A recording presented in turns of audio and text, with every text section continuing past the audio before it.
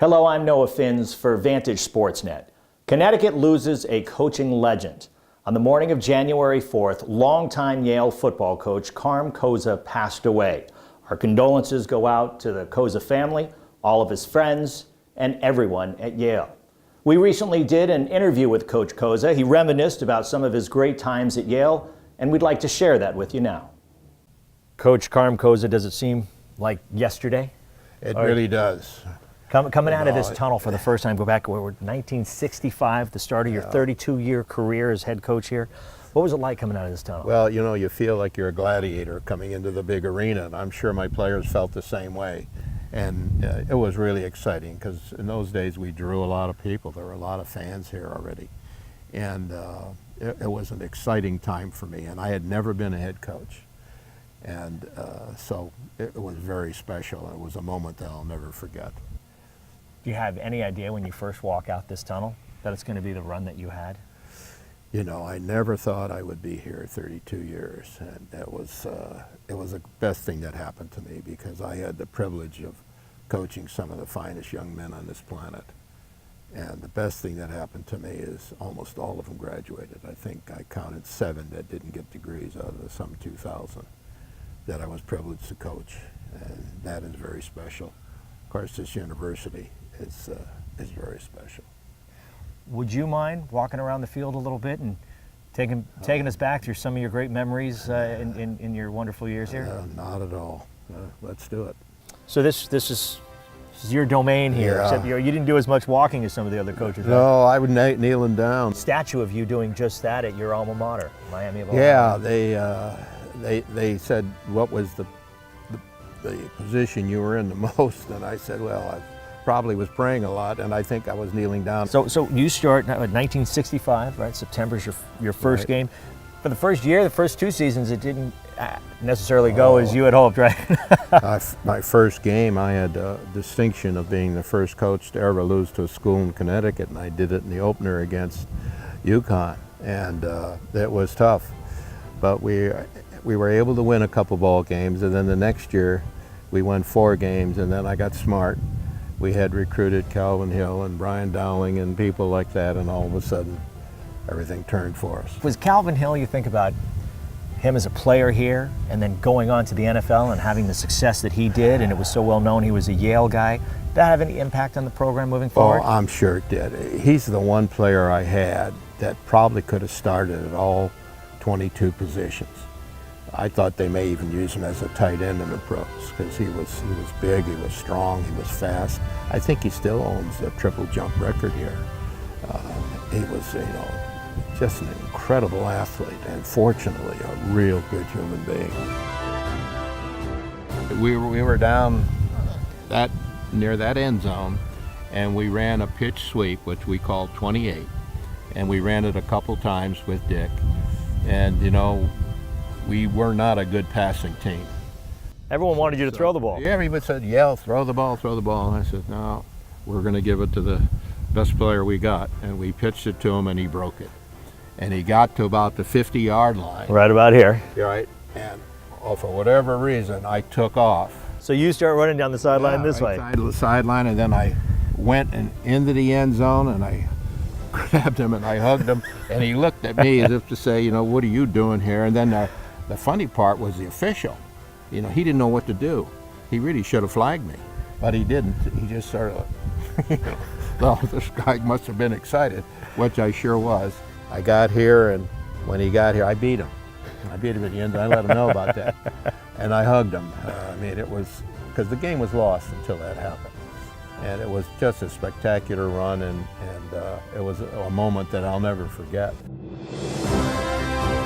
Another one in this end zone was in '67 when we were playing Harvard, which is a similar, almost a comparable game to the one we had the following year in '68 that you hear so much about the tie. Yeah.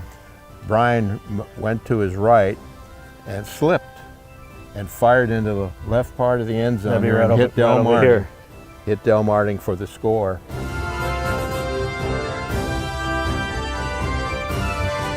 Those are moments, like I say, you never forget. We were playing Penn, and We needed just 3 points. So we were running side outs, quick one, and Bob caught, I think, 1 or 2 of them. Then the third one, he puts a juke on the defensive back and runs in the end zone. There's only 5 seconds left, and all we needed was a field goal. And I couldn't believe it when he did that, but fortunately he made it. So he lived to see another day. Right, because if he gets tackled, yeah, if he the gets game's tackled, over. the game's over. Right, exactly right. Yeah, I remember him telling me, he said, "Coach, I know what you're worried about. We still have 5 seconds." No. He's a coach now. He's a defensive coordinator. Do you relive some of these moments with these at guys? Tennessee? Yeah, I do. And I said to myself, yeah, you're on the other side now. Now you're going to understand how I felt. 1980, we played the Air Force here, and we were fortunate enough to beat them. They too were ahead of us, and we came back and beat them. But the Navy game was probably the biggest win for me outside the league, no doubt about it. They were up 12-0 right off the bat, and I remember telling Seb Laspina, who was standing to my right, who was our offensive coach, I said, they're going to break our scoreboard if we don't do something here. All of a sudden, we did some right things. Kurt Grieve was an outstanding wideout. He was around 6'4", played in the blue-gray game, could really get up in the air. He's from Pittsburgh area. And John Rogan was a real accurate quarterback. We ended up winning the ball game, but the great catch by Kurt Grieve right in the corner here ended up winning the ball game. Did you run down and get him? No, I couldn't run as fast then. So, but why does that game stand out as you're kind of isolating these games? Well, in those days, no one in the league, I don't believe, played the Naval Academy at that time, or the Air Force Academy. Some played Army a little later on, but not those two teams. And then to have my former coach be up in the press box doing the play-by-play, and we were on regional ABC.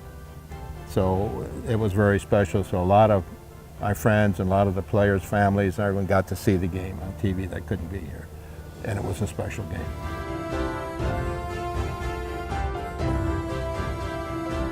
John Paglia was an outstanding running back from Derby, and he won the Bushnell Award, which is the outstanding player in the league.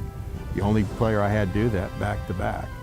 And he was one of the main reasons when I was offered the directorship here, I gave it back because he was a junior, and I remember him coming in, even went into the president and said, could we have the same coaches again next year? And I was wavering anyway.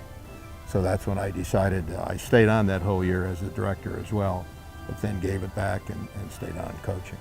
Let's talk real briefly about when you decided that was enough. That was it when 96? Yeah. And you say this is going to be it for you. A 32-year coaching career. Not too many people have those. Yeah. You get tired. Recruiting was much more difficult than it is now. We went into May actually in recruiting. Nowadays they're done in January. It was very difficult until the last player we recruited graduated. Once he graduated, I didn't feel the same connection. It was, I wanted to make sure he got a degree, which he did.